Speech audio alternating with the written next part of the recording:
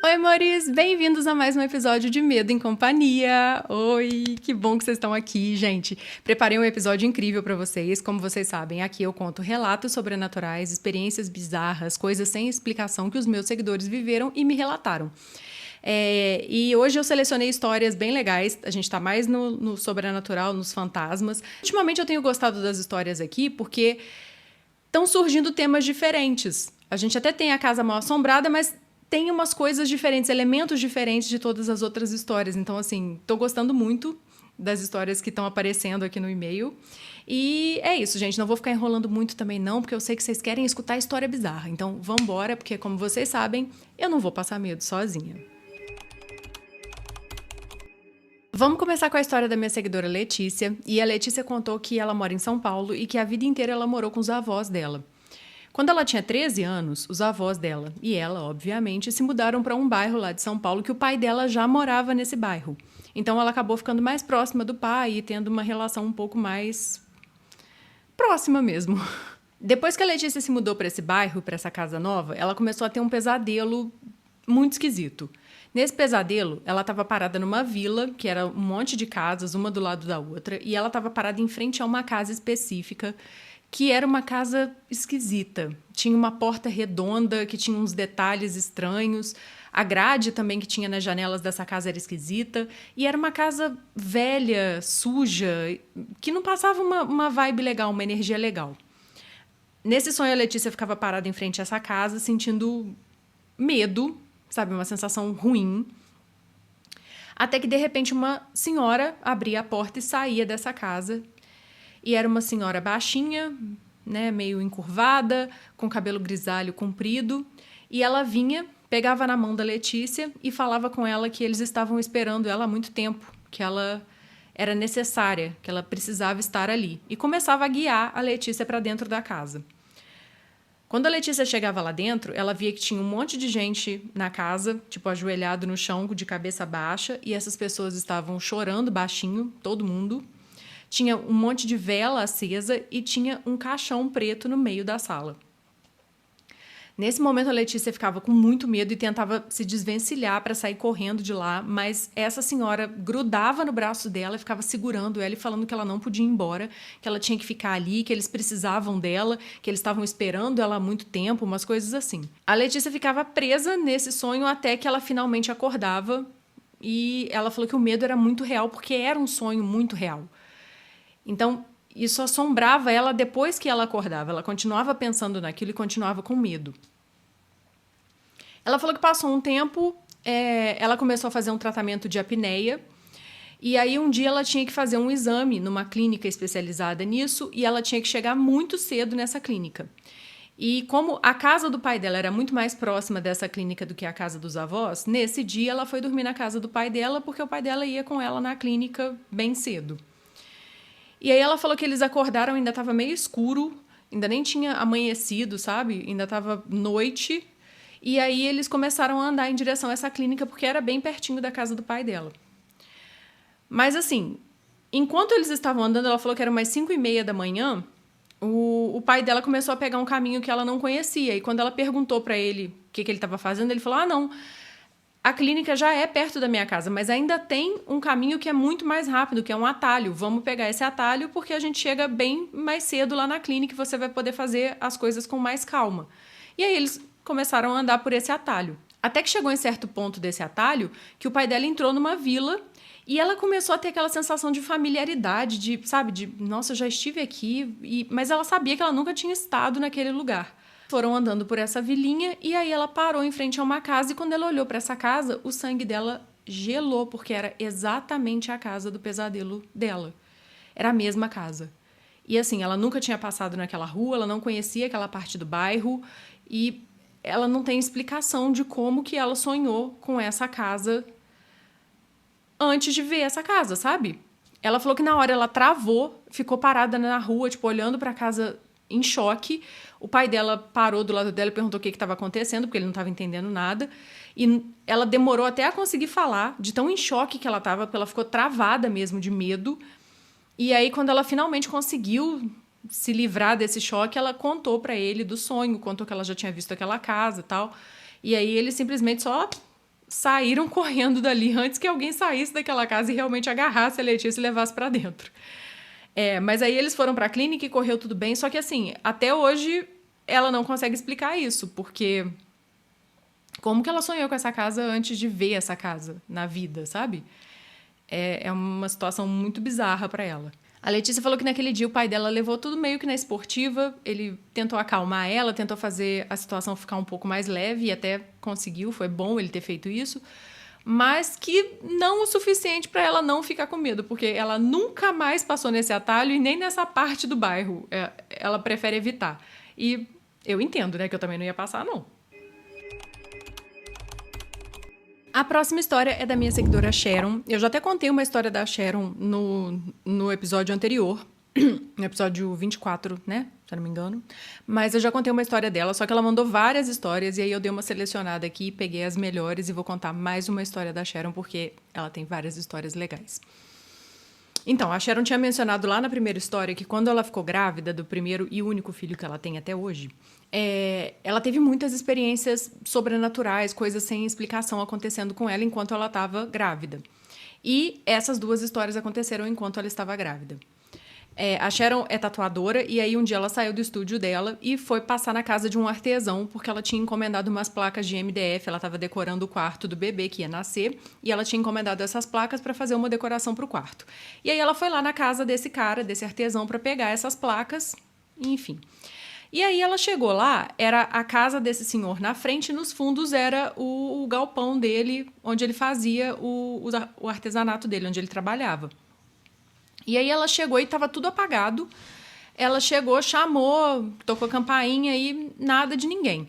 E aí ela falou que, de repente, saiu um rapaz de lá de dentro do galpão e parou na porta. Era um rapaz loiro, ela falou que parecia ter uns 20 e poucos anos, no máximo, e parou na porta e falou com ela, pode entrar, o portão tá aberto, vem cá e tal. E ela falou que assim que esse rapaz apareceu, tudo ficou iluminado.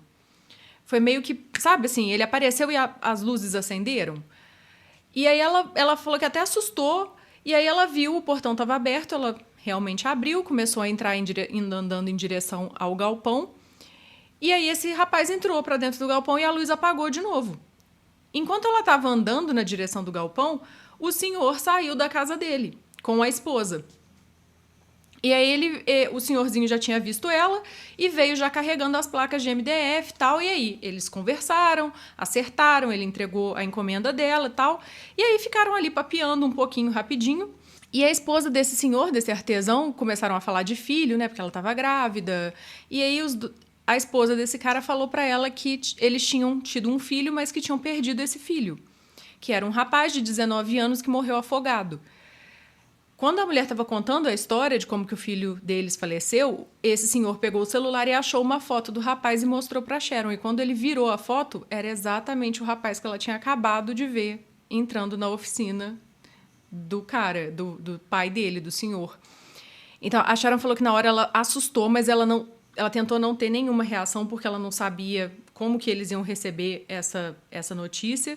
Então, ela acabou não falando nada. Ela só, encerrou o assunto e foi embora, mas ela falou que na hora ela tomou um susto muito forte, que a pressão dela até baixou, e que até hoje ela pensa que ela deveria ter falado com eles, mas que ela perdeu a oportunidade ali, na hora ela não soube como agir, enfim. Mas aí a Sharon teve essa queda de pressão, saiu dali, foi pagar algumas contas para voltar pro estúdio de tatuagem e ela falou que estava muito calor, estava muito sol, e aí ela começou a andar. E quando ela chegou perto da praça onde ela tem esse estúdio de tatuagem, ela começou a passar muito mal. Ela falou que ela sentiu que ela ia desmaiar, mas logo veio um senhorzinho e ajudou ela, escorou para ela não cair no chão. E durante toda a gestação dela, ela estava sentindo um cheiro muito forte, que parecia um cheiro de tempero, parecia cheiro de cominho. Ela falou que às vezes até dava enjoo nela, porque esse cheiro era muito forte. E aparecia esse cheiro assim do nada, ela nunca sabia de onde estava vindo esse cheiro.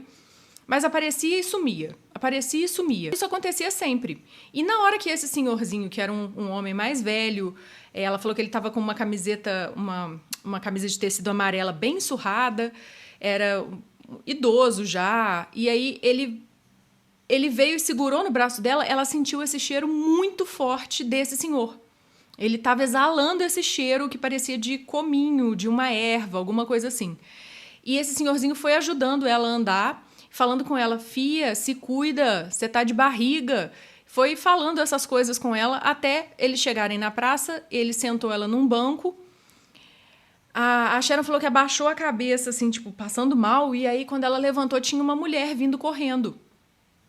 E aí essa mulher veio e perguntou se ela estava passando bem. Ela falou, não, eu tô bem, eu só tive uma tontura, o senhor me ajudou.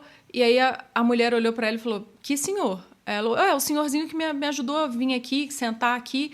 E a mulher falou, não, eu tava do outro lado da praça, eu te vi vindo andando, vi que você ia cair e de repente você conseguiu levantar sozinha e sentou aqui no banco, mas não tinha ninguém com você, não.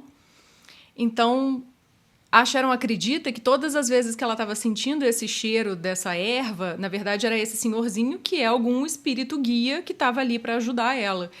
Então, ela não consegue explicar isso e foi uma sensação assim muito nítida, muito forte, sabe? E, cara, eu acredito muito nessas coisas, gente. Eu acho que realmente tinha alguém ali ajudando ela.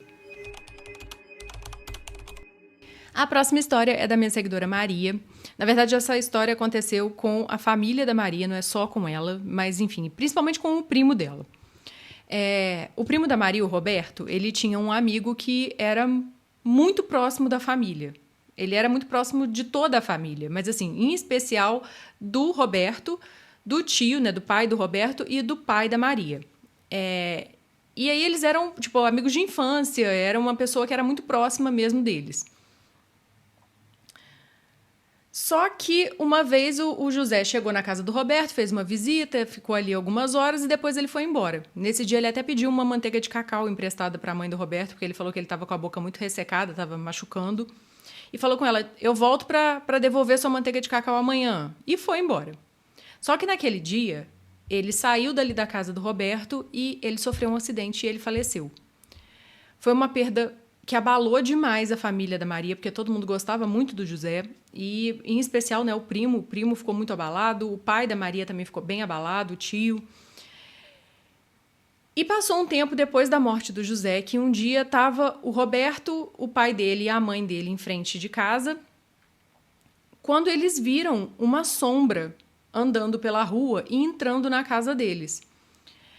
Eles não viram feições, nem roupa, nem nada disso. Era realmente como se fosse uma sombra andando, sabe? Eles só viam tudo preto. Mas o contorno da pessoa era idêntico ao José. Os três viram, eles viram essa sombra entrando, entrou dentro da casa deles e foi para dentro da casa. Os três ficaram apavorados. Eles entraram em seguida na casa, procuraram, não tinha ninguém lá dentro mesmo. E assim, eles não conseguem explicar isso. A única explicação que eles conseguiram ter é que o José tinha ido lá visitar eles.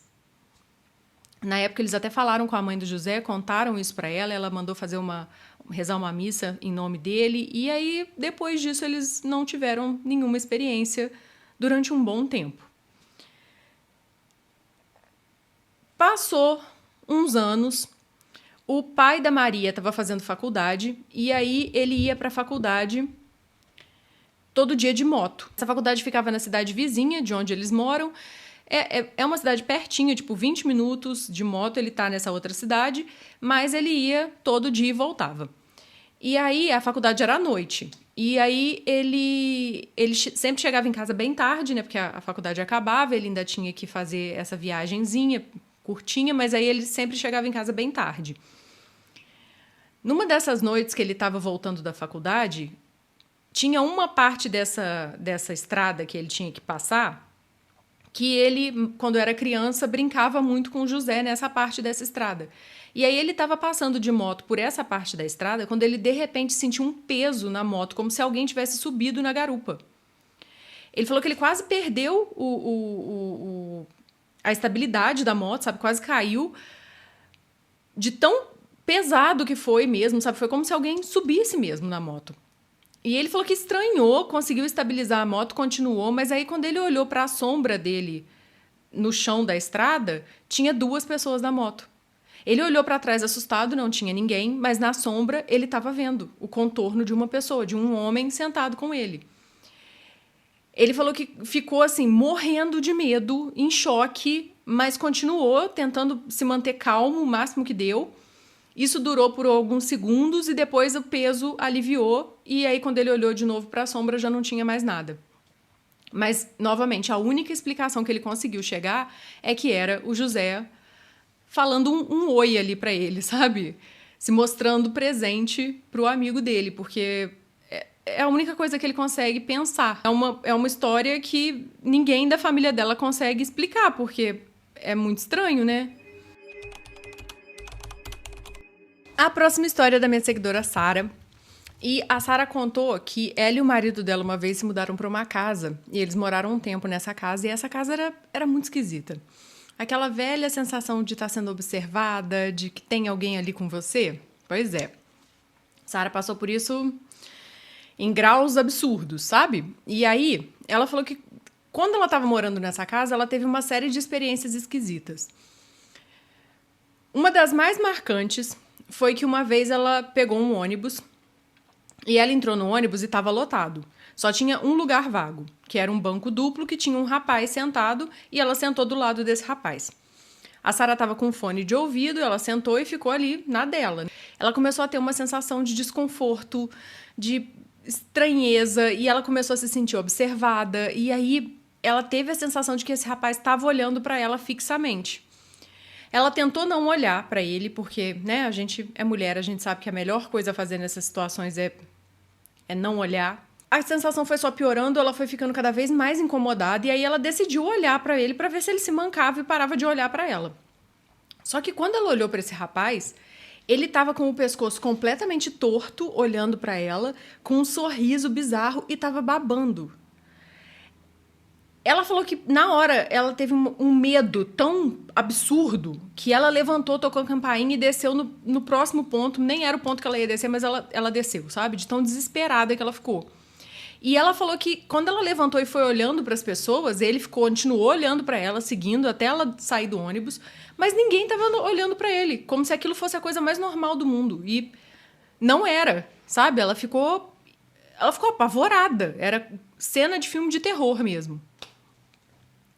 Até hoje ela não consegue entender se, sei lá, se ela alucinou, se só ela viu, se todo mundo estava vendo, mas ninguém teve reação, ela não sabe, sabe? É uma coisa que ficou sem explicação para ela.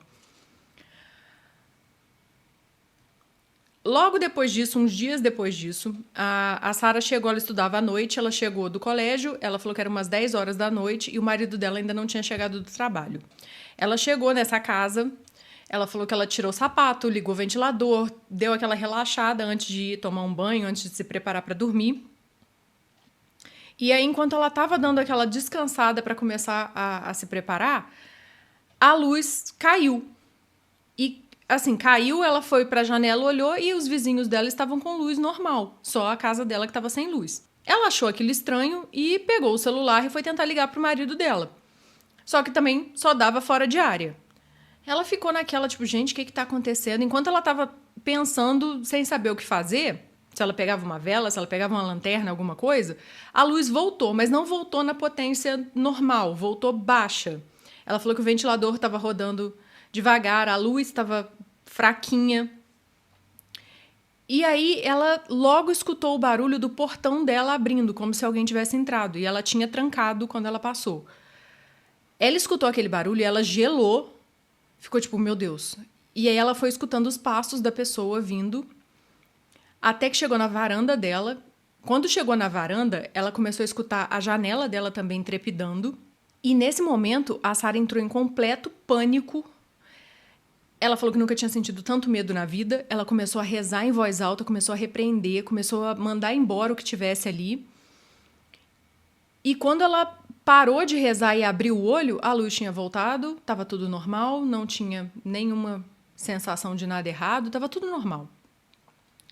Mas isso foi meio que a última gota d'água para ela e para o marido. Eles se mudaram dessa casa e foram morar em outro lugar porque eles não aguentavam mais. Só que a sogra dela foi morar nessa casa, porque ela falou que a sogra dela não acreditava nessas coisas, e enfim, foi morar nessa casa depois que eles saíram. E aí, muito tempo depois, uma vez, a sogra dela resolveu contar para a Sara que depois que ela se mudou para essa casa, Um dia ela estava na cozinha, quando ela começou a se sentir também observada, aquela mesma sensação que a Sarah tinha, e quando ela olhou para a porta da cozinha que dava para a sala, ela viu uma mulher parada ali. Ela falou que era uma mulher idosa e, tipo assim, com a pele muito feia, como se a pele estivesse derretendo mesmo. Tava com umas roupas antigas, toda rasgada, toda feia. Essa mulher ficou ali uns segundos, encarando a sogra da Sarah, depois ela virou de costas e foi andando para a sala e sumiu no ar. A sogra da Sarah ficou em completo choque, ela não conseguia acreditar no que ela estava vendo, porque até ali ela nem acreditava nessas coisas. Ela sentiu que também não era uma coisa boa não, sabe? A energia daquela pessoa, daquela entidade, daquele fantasma, sei lá o que era uma coisa ruim. Então ela começou também a orar, começou a repreender, e aí a energia foi ficando melhor. Mas também a sogra da Sarah não ficou morando nesse lugar muito tempo, não. Ela também foi embora. Então, assim, bizarro, né, gente? E para finalizar, a história da minha seguidora que pediu para mudar o nome dela, então eu vou chamá-la de Inês. A Inês falou que ela e a família dela uma vez se mudaram para uma casa que também era uma casa muito esquisita, que eles se sentiam observados e que tinha uma história de ter tido escravidão naquele lugar no passado. Então, assim, eles escutavam gritos de dor, corrente sendo arrastada, gente andando no telhado. Ela falou que parecia que tinha gente andando no telhado toda a noite. Eles também escutavam muitos gritos, sussurros, viam vultos, essas coisas. Bem calmo, bem tranquilo, sabe? Aí, uma vez, a Inês estava dormindo no quarto com as irmãs dela e elas já estavam tão apavoradas com essa casa que elas colocavam o colchão no chão e dormiam todas juntas, sabe? Juntavam todos os colchões das camas e dormiam todas juntas no chão, porque elas já estavam morrendo de medo de dormir sozinhas. Então, nesse dia estava muito calor, mas mesmo assim elas estavam dormindo com o quarto fechado, novamente, pelo medo. E aí, em certo ponto da madrugada, a Inês acordou com alguma coisa cutucando ela na barriga. E era igual um dedo. Ela falou que era igual uma pessoa cutucando, só que um dedo gelado. Ela acordou apavorada, olhou em volta e estava todo mundo dormindo, não tinha ninguém ali com elas no quarto. Ela ficou deitada sem saber o que fazer, mas com aquela sensação horrível de que tinha alguma coisa muito errada. Ela começou a se sentir muito observada, como se tivesse alguma coisa dentro do quarto com elas, mas por mais que ela olhasse, ela não via nada. E ela começou a sentir uma presença muito forte na porta do quarto, do outro lado da porta, sabe, no corredor. E era uma coisa assim, de meio que puxando ela para lá, querendo que ela fosse lá. Só que a Inês se muniu de todas as forças possíveis e falou, eu não vou levantar. E ficou ali deitada, congelada, olhando para a porta fixamente, morrendo de medo. Em certo momento, ela começou a escutar um grito. E era um grito que parecia a voz da irmã dela, chamando por ela e pedindo socorro. Parecia estar vindo de muito longe, mas ela conseguia distinguir que era a voz da irmã dela. Ela olhou para o lado e a irmã dela não estava na cama, não estava deitada do lado dela. Nessa hora, ela entrou em desespero, levantou correndo, ela nem raciocinou nada, gente. Ela só levantou correndo, foi lá e abriu a porta. Quando ela abriu a porta e pisou no corredor e olhou, ela viu uma figura parada no corredor, que ela falou que era distintamente assim a forma de um homem, bem alto, bem grande, forte, só que não dava para ver nada, era como se fosse fumaça. A fumaça até se movia, sabe? Era como se fosse um homem feito de fumaça, parado ali no corredor, e só tinha 2 olhos vermelhos grandes, olhando para ela. Ver aquela coisa deixou a Inês tão apavorada que ela estancou, ela estava tipo pronta para correr, ela parou e foi andando lentamente para trás, entrou para dentro do quarto de novo e bateu a porta e trancou. Quando ela fez isso, trancou a porta, ela virou para o chão para olhar para os colchões e a irmã dela estava lá deitada, dormindo. Foi aí que ela parou para raciocinar que ela já tinha olhado, ela já tinha visto a irmã dela ali. Não tinha como a irmã dela estar do outro lado gritando. Naquela noite, a Inês não dormiu um segundo, ela ficou acordada até amanhecer.